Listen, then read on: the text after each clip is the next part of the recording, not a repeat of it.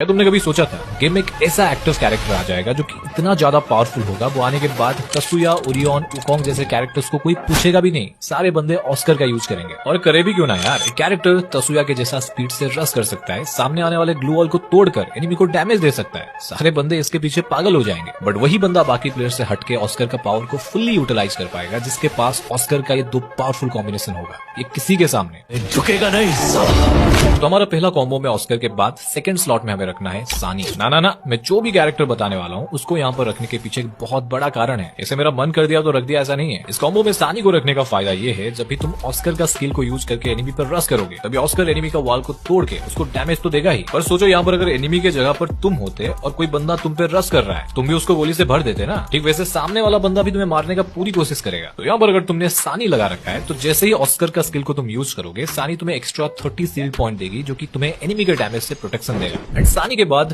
Third slot में हमें रखना है मोको। ये भी एक सोचा समझा प्लानिंग है। देखो मोको तुम्हें इसलिए यूज करना है, सपोज तुमने किसी बंदे को बहुत ज्यादा डैमेज दे दिया है एंड अभी तुम ऑस्कर का यूज करके उस पर रश करने वाले हो। तुम्हें पता है कि ऑस्कर वॉल को फोड़ के एनिमी को मार देगा, पर कौन सी वाली ग्लू वॉल भाई? अगर एनिमी आसपास 3-4 वॉल लगा देगा एंड किसी एक में छुप जाएगा तो तुम कंफ्यूज होकर गलत वॉल को तोड़ोगे एंड हो सकता है पहले भी जाओ। पर यहाँ पर अगर तुमने मोको लगा रखा है, एनिमी को थोड़ा सा डैमेज देने पर उसका प्रॉपर लोकेशन तुम जान पाओगे। उसके बाद उसका वॉल फोड़ो या फिर गमछा खोलो, वो तुम्हारे ऊपर है। एंड इस कॉम्बो के लास्ट स्लॉट में हमें एक ऐसा कैरेक्टर का जरूरत पड़ेगा जो कि तुम्हें पता है यार, अभी के टाइम पर one of the best attacking characters में से एक है। फ्री फायर का कैरेक्टर है काइरोस। ये इतना ज्यादा पावरफुल कैरेक्टर है, एक बार अपनी ब्रेकर मोड में आ जाए ना तो अच्छों का वेस्ट को 2-3 गोली में ही फोड़ देता है। ना रहेगी सामने वाले की वेस्ट, और गमछा तो तुमने पहले से ही खोल दिया है, बेचारा बिना वेस्ट के 2-4 गोली में ही मर जाएगा। तो ये था पहला कॉम्बो। सेकंड वाला कॉम्बो कितना खतरनाक है हमारा नेक्स्ट कॉम्बो की तरफ। एंड देखो ये कॉम्बो उनके लिए ज्यादा बेस्ट रहेगा जो कि ज्यादातर फुल मैप खेलते हैं, नहीं तो करने के लिए तो तुम इसको सीएस में भी यूज कर सकते हो। तो इसमें ऑस्कर के बाद रहेगा एंड्रयू।